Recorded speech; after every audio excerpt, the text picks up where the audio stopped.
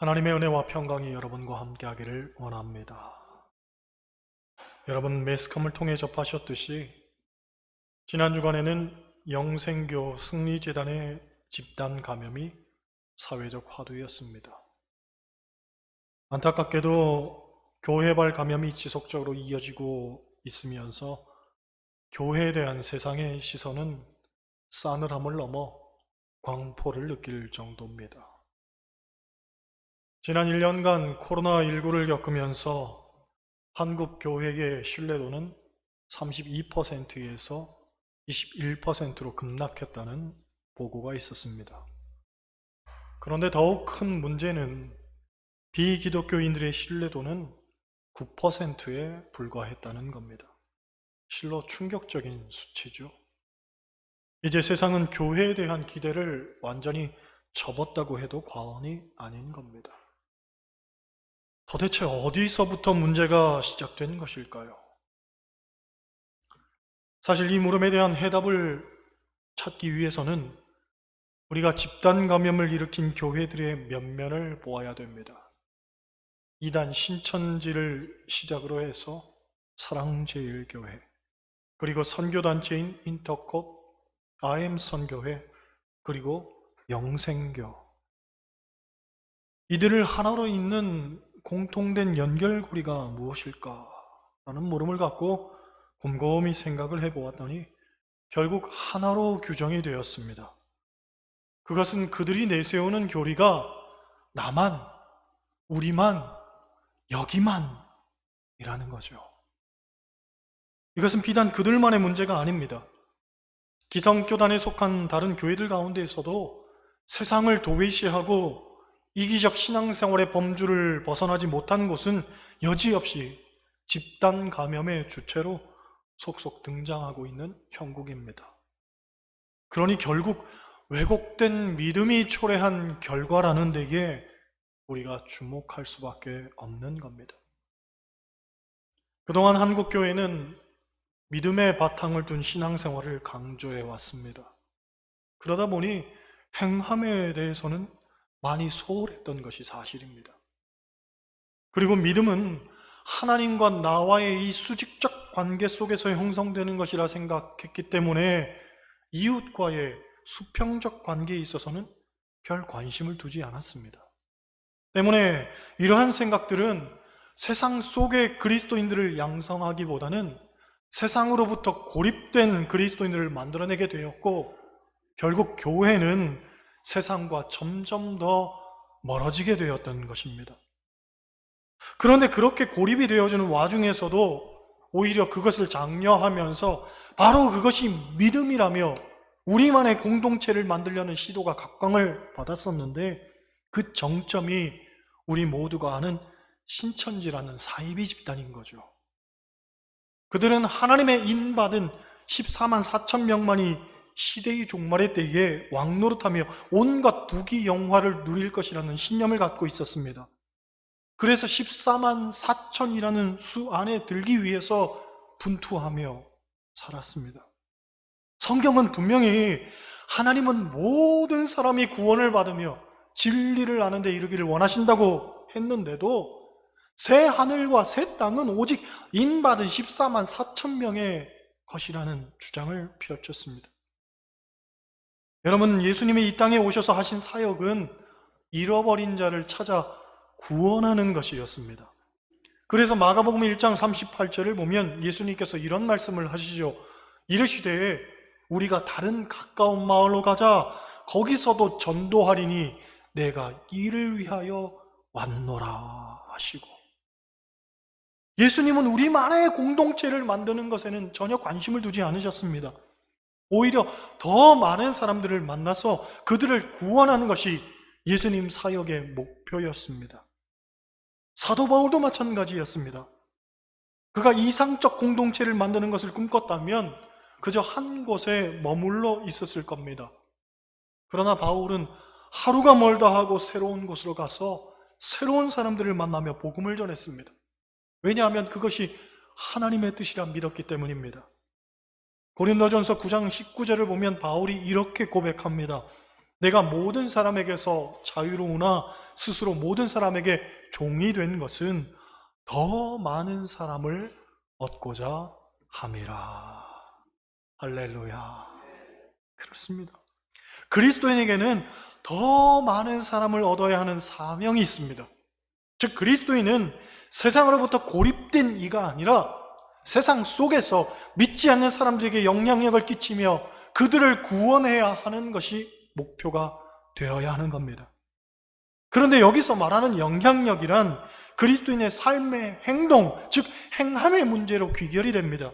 왜냐하면 마태복음 5장을 보면 예수님께서 너희는 세상의 빛이라고 하시면서 너희 빛을 사람 앞에 비치게 하여 그들로 너희 착한 행실을 보고 하늘에 계신 너희 아버지께 영광을 돌리게 하라고 말씀하셨기 때문입니다. 여러분, 우리는 세상에서 우리의 믿음을 마땅히 행함으로 나타내야 됩니다.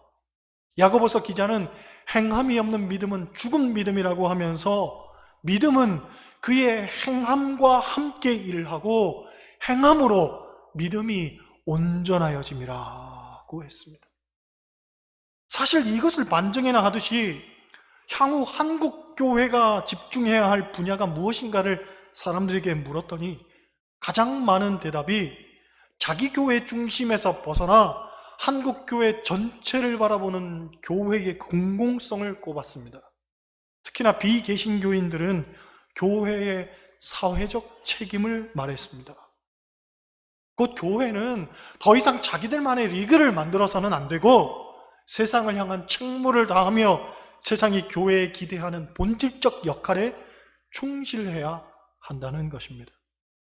그런 면에서 오늘 본문이 우리에게 시사하는 바가 굉장히 중요하다고 생각합니다. 본문은 선한 사마리아인의 비유로 알려진 말씀입니다. 아마도 성경의 비유 가운데 이 비유보다 더 많이 그리고 더 보편적으로 알려진 비유도 없을 겁니다. 그리고 이 선한 사마리아인의 가르침보다 인류사와 교회사에 더 위대한 영향력을 끼친 교훈도 없을 겁니다. 왜냐하면 이 말씀에 충격을 받아서 전 세계에 수많은 병원 사역이 시작이 되었고 또 수많은 자선사업 기관들이 일어났으며 무수한 그리스도인들이 봉사와 선교와 헌신으로 일생을 바쳤기 때문입니다. 그만큼 귀한 말씀이죠. 오늘 본문은 한 율법 교사의 질문으로부터 시작이 됩니다. 25절 보세요. 25절 제가 읽습니다. 어떤 율법 교사가 일어나 예수를 시험하여 이르되 선생님, 내가 무엇을 하여야 영생을 얻으리이까? 당시 율법 교사는 율법에 정통한 사람, 곧 율법에 대해서 해박한 지식을 갖고 있던 율법 전문가였습니다. 이들은 주로 바리새파에 속한 사람들이었고 유대 사회에서는 지도층에 해당한 사람들이었습니다. 그런 그가 예수님께 질문을 한 것은 예수님을 시험하기 위해서였다고 합니다. 여기서 우리는 인간의 못된 습성을 먼저 보게 되죠. 사실 사람에게 있어서 지식은 삶을 확장시켜주는 좋은 도구가 됩니다. 그래서 더 많이 배우고 더 많이 깨닫는 것이 모든 사람들의 공통된 지향점이 됩니다. 그런데 지식이 쌓이면 쌓일수록 사람이 겸손해지기보다는 자기가 가진 지식을 휘두르는 무기로 삼는 이들이 많습니다. 사람이 많이 배우면 겸손해질 줄 알았더니 그게 아니더라는 거죠. 교회 안에서도 마찬가지입니다. 우리가 성경을 배우는 이유가 무엇입니까? 많이 알고 그렇게 살려고 배우는 겁니다. 그런데 성경 공부를 하면 할수록 더 이기적이고 더 독선적인 그리스도인들이 생겨나게 되더라는 겁니다. 성경 지식을 잣대로 삼아서 다른 사람을 평가하고 판단하면서 오히려 가르치려고 드는 거죠. 본문에 나오는 율법 교사도 자기가 가진 지식을 가지고 예수님을 망신 주려는 의도를 갖고 시험의 도구로 지식을 남용한 겁니다. 여러분, 신앙생활은 많이 아는 데에 목적이 있는 게 아닙니다. 하나라도 제대로 사는 데에 목적이 있습니다. 소위 머리만 커진 그리스도인이 되면 안 됩니다. 가슴이 뜨거운 그리스도인이 되어야 됩니다. 다만 그렇다고 아둔하고 맹목적인 그리스도인을 양성하면 안 되기 때문에 성경을 배우는 거죠. 그 지식은 삶의 방향 설정을 위한 도구로서이지 그 이상의 의미를 취하면 위험하다는 겁니다. 그러므로 배우면 배울수록 겸손해져야 됩니다. 그리고 더 낮아진 삶을 살아야 됩니다. 할렐루야. 26절로 28절 보세요. 예수께서 이르시되 율법에 무엇이라 기록되었으며 네가 어떻게 읽느냐? 대답하여 이르되 내 마음을 다하며 목숨을 다하며 힘을 다하며 뜻을 다하여 주 너의 하나님을 사랑하고 또한 내 이웃을 내 자신같이 사랑하라 하였나이다. 예수께서 이르시되 내 대답이 옳도다. 이를 행하라. 그러면 살리라 하시니. 재미있는 표현이 나옵니다. 예수께서 이르시되 율법에 무엇이라 기록되었으며 네가 어떻게 읽느냐? 즉 기록된 것을 읽는 것, 이것은 지식에 해당하는 겁니다. 지식에 해박한 율법 교사는 당연히 자기가 가진 지식으로 훌륭한 대답을 하죠. 그것은 하나님을 사랑하고 이웃을 사랑하는 것입니다. 그랬더니 예수님 하시는 말씀이 네 대답이 옳도다. 그런데 이를 행하라. 그러면 살리라. 이를 행하라. 그러면 살리라. 이렇게 말씀하십니다. 그 지식에 갇혀 살지 말고 그 지식을 행하는 삶을 살라는 거예요. 여러분, 율법 교사는 오늘날 우리 교회들이 안고 있는 문제를 답습하고 있는 것 같습니다. 그것은 앞서 말한 것처럼 하나님에 대해서는 나름 충실한데 사람에 대해서는, 이웃에 대해서는 소홀한 거죠. 그 지식에 있어서는 굉장한데 실천적 삶은 전혀 뒤따라주지 않는 겁니다. 때문에 예수님은 율법 교사에게 이를 행하라고 하신 겁니다. 하지만 안타깝게도 율법 교사는 이웃을 사랑하는 것에 대한 실천이 부족했을 뿐만 아니라 심지어 이웃을 어떻게 정의해야 될지도 몰랐습니다. 그래서 내 이웃이 누구이리까 하고 질문하죠. 그에게 예수님은 한 비유를 통해서 이웃에 대한 문제를 풀어갑니다. 어떤 사람이 예루살렘에서 여리고로 내려가다가 강도를 만나게 됩니다. 이스라엘에 가보니 예루살렘은 해발 약 760m의 고지대에 위치해 있는 반면에 여리고는 해수면보다도 더 낮은 약 260m 낮은 저지대에 있었습니다. 이 두 도시의 해발 차이는 약 900m 정도고 두 지역 간의 거리는 약 36km 정도 떨어져 있습니다. 어떻게 하면 이 지역에 대한 그림을 쉽게 그려줄 수 있을까를 고민하면서 제가 지도를 찾아봤더니 대관령 양떼 목장이 해발 약 900m에 있었습니다. 그러니까 예루살렘은 대관령 꼭대기에 있는 도시고 여리고는 경포 해변쯤에 있는 도시라고 생각하면 됩니다. 거기서부터 내려올 때에 대관령이 얼마나 험합니까? 걸어 다닌다고 가정했을 때에. 그렇죠? 그러니까 그 길이 험해서 도둑들이 자주 출몰하곤 했다는 거죠. 역사가 제롬에 의하면 AD 4세기까지도 그 길에 강도들이 자주 출몰했다고 하는데 아마 대관령에도 산적들 많았을 겁니다. 그렇죠? 아무튼 강도 만난 사람이 쓰러져 있었는데 제일 먼저 한 제사장이 지나갑니다. 본문을 보면 제사장이 내려갔다라고 하는데 예루살렘에서 여리고로 내려간다고 생각해 보면 제사장이 성전에서 열심히 봉사하고 여리고 방향에 있던 집으로 내려갔을지도 모릅니다. 제사를 지내느라 너무 피곤했을지도 모릅니다. 아니면 집에 큰일이 나서 빨리 걸음을 재촉해야만 하는 이유가 있었을지도 모르겠습니다. 어떤 핑계가 있었는지 모르지만 그는 강도 만난 사람을 보고 피하여 그저 지나갑니다. 두 번째로 레위인도 그를 보고 피하여 지나갔습니다. 그에게도 변명거리가 있었는지 모르겠습니다. 그리고 난 다음 의외의 인물이 등장합니다. 누구죠? 바로 사마리아인입니다. 우리가 알듯이 당시 사마리아인은 유대인들에게 사람 취급도 못 받고 살던 그런 부류의 사람들이었습니다. 그런 사마리아 사람이 이 강도 만난 사람을 보고 불쌍히 여겨 가까이 가서 기름과 포도주를 그 상처에 붓고 싸매어 주었습니다. 게다가 그 다음날에 일찍이 데나리온 2를 내어주면서 환자를 잘 돌보아 달라고 부탁을 합니다. 비용이 더 들면 내가 돌아올 때 갚아주겠다고까지 말합니다. 성경을 가만히 읽어보면 이 사마리아 사람도 굉장히 바쁜 사람이었던 것 같습니다. 그에게도 길을 재촉해야만 하는 이유가 있었습니다. 하지만 도움이 필요한 사람을 외면하지 않고 자기의 이 소중한 시간을 쪼개어서 그 사람을 위해 희생했다는 게 중요한 거죠. 우리가 아는 것처럼 한 데나리온은 당시 일꾼의 하루 품삯이었습니다. 신약학자 예레미야스에 따르면 그 당시 숙박비가 12분의 1 데나리온이었다고 말합니다. 그렇다고 한다면 사마리아인이 내놓은 이 데나리온은 숙박비로만 계산하면 약 24일치에 해당하는 돈이었습니다. 식비까지 계산해 보면 열흘에서 보름까지는 편안하게 쉴 수 있는 돈이었다고 합니다. 우리는 잘 가늠이 안 되지만 일부 시간에 모텔 하시고 펜션 하시는 분들은 고개를 끄덕끄덕 하시더라고요. 이게 굉장히 많은 돈입니다.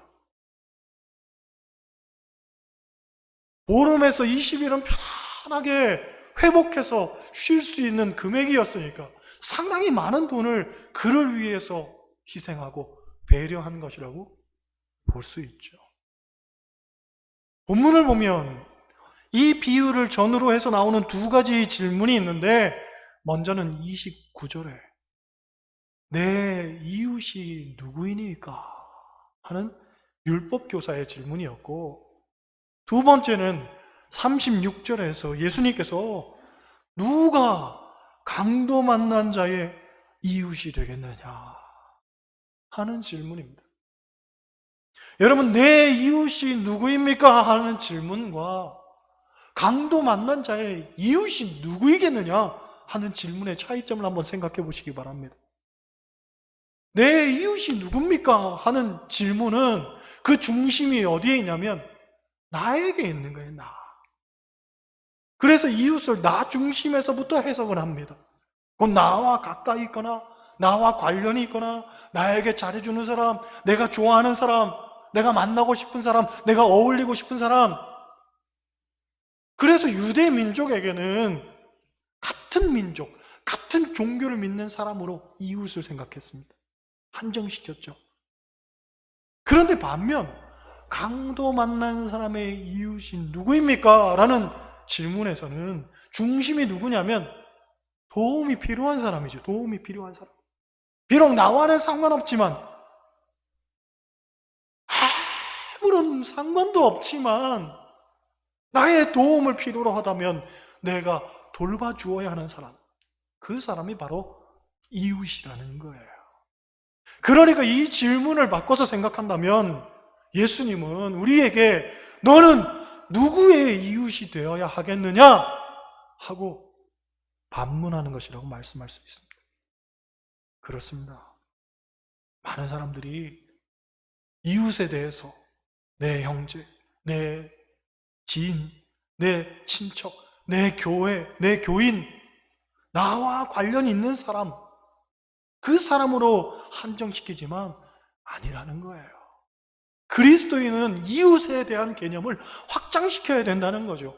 도움이 필요한 사람들, 우리가 돌봐야 하는 사람들, 그 사람이 누구이든 간에 그들이 다 우리의 이웃이라는 거예요. 예수님은 바로 그것을 말씀하는 겁니다. 그래서 이웃을 내 몸과 같이 사랑하라는 말씀은 내게 있어서 도움이 될 만한 사람을 찾으라는 말이 아니라 누구에게든지 또 아무에게라도 우리는 모든 것을 내어줄 수 있는 이웃이 되어야 한다는 말입니다. 생각해보면 교회도 많은 것들을 가려서 조건적 명분을 찾을 때가 많습니다. 일례로 구제하고 선교할 때에도 그 사람이 우리 교회에 나올 사람인가? 우리에게 있어서 도움이 될 사람인가? 그것부터 생각하는 사람도 있습니다. 명절이라고 동네에 선물 하나씩 돌리려고 해도 이렇게 생각하는 사람들이 있죠. 해마다 줘봐야 교회도 안 나오는데 뭐하러 줍니까? 줘봐야 교회도 안 나오는데 뭐하러 주냐는 거예요. 조건 없이 이유 없이 주는 것이 아니라 주면 교회에 나와야 된다는 거죠. 이 가정을 갖고 구제하고 그런 가정을 갖고 선교하니까 이게 교회의 진짜 본 모습이냐는 거죠. 헨리 나우엔이라는 유명한 가톨릭 사제이자 영성가가 있습니다. 이분이 예일 대학교에서 영성학을 가르칠 때에 한 번은 프랑스에서 장애우들을 섬기는 단체의 책임자가 와서 장애인들이 여름 수련회를 하는데 참석 좀 해달라고 초대를 했습니다. 흔쾌히 수락을 하고 도대체 장애우들에게 어떤 이야기를 해줄까 고민하면서 열심히 강의를 준비해서 갔습니다.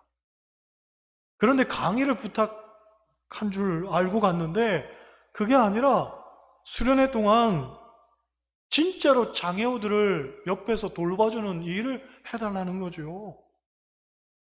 당혹스러웠지만 어떡합니까? 거기까지 갔는데 안 할 수 없으니 열심히 장애우들을 섬기고 돌아왔습니다. 그해 가을에 그 공동체 대표가 다시 찾아와서 부탁하기를 토론토에다가 정신지체 장애우들 6명 섬기는 기관을 설립하려고 하는데 거기 책임자로 일해줬으면 좋겠다고 하는 겁니다. 그런데 이미 이 헨리 나우엔이란 분은 다음 해에 하버드 대학교 교수로 가게 되어 있었다는 겁니다. 저 같으면 두 말 안 하고 거절했을 겁니다. 여러분도 그럴 거잖아요. 그렇죠? 하버드 대학교 교수하고 정신지체 장애우들 몇 명 돌보는 센터 원장하고 이게 비교가 되겠습니까? 그런데 이분이 그 문제를 놓고서 깊이 고민을 하다가 결국 하버드 대학교 교수 자리를 포기하고 정신지체아들을 섬기려고 캐나다로 갑니다.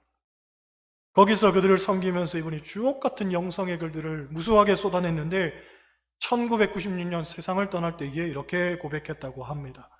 나는 이들을 섬기면서 예수 그리스도를 새롭게 만나는 경이로운 삶을 체험했다. 이들을 섬기면서 예수 그리스도를 새롭게 만나는 체험을 했다는 거예요. 여러분, 우리가 이웃을 섬기는 것은 그 이웃이 예수님이 우리에게 맡겨준 사람이기도 하지만 사실은 그들이 예수님 당신이기 때문에 그렇습니다. 마태복음 25장을 보면 우리가 잘 아는 말씀이 있습니다. 예수님께서 마지막 때에 다시 오실 때 양은 오른편에 염소는 왼편에 두고서 말씀하시기를 오른편에 있는 사람들에게는 내가 줄일 때에 너희가 먹을 것을 주었고 목마를 때에 마시게 하였고 나그네 되었을 때 영접하였고 헐벗었을 때에 옷을 입혔고 병들었을 때에 돌보았고 옥에 갇혔을 때에 와서 보았느니라. 그런 말씀하시죠. 그랬더니 이 오른편에 있는 사람들이 묻습니다. 주님, 우리가 언제 주님께 그렇게 했습니까? 그때 주님 말씀하시기를 지극히 작은 자 하나에게 한 것이 곧 내게 한 것이니라 하시면서 지극히 작은 자 하나와 주님 당신을 동일시하십니다. 여러분, 이것이 왜 중요하냐면 37절 말씀 보면 너도 이와 같이 하라 하고 말씀하시잖아요. 지극히 작은 자 하나에게, 그러나 그것이 바로 주님이기 때문에 이와 같이 하라는 거예요. 그렇습니다. 본문을 통해 우리는 1차적으로 우리의 이웃에 대한 관점이 바뀌어야 되죠. 누가 내 이웃이 될 것인가 하는 것에서 나는 누구의 이웃이 될 것인가 하는 것으로 바뀌어야 됩니다. 그러나 더욱 중요한 것은 역시 삶을 실천해야 된다는 거죠. 율법교사가 계명을 몰랐겠습니까? 아닙니다. 오히려 누구보다 더 잘 알고 있었을 겁니다. 그러나 아는 것에 그쳐서는 안 된다는 거예요. 그것을 실천해야 된다는 겁니다. 가서 너도 이와 같이 하라. 그 말씀을 우리가 절대로 간과해서는 안 됩니다. 우리의 믿음은 우리의 행함을 통해서 빛이 나는 겁니다. 그리스도인의 신앙은 세상으로부터 고립되면 안 됩니다. 나만, 우리만, 여기만 하는 것은 절대로 예수님의 가르침 아닙니다. 그리스도인의 신앙은 세상을 향해 뻗어가야 되는 겁니다. 그리고 세상 속에서 빛이 날 때 이게 그 진가가 발휘되는 거죠.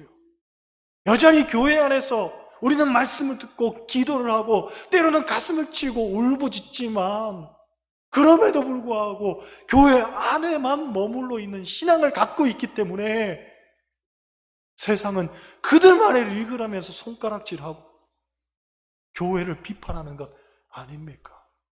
이제는 나가야 될 때입니다. 저 세상 속에서 빛이 되고 소금이 되어야 할 때입니다. 우리가 배운 것, 그리고 우리가 기도한 것, 이곳에만 머무르거나 가두지 말고 세상에 나아가 세상 사람들과 부대끼면서 그들 속에서 예수 그리스도를 전하는 삶을 살아야 됩니다.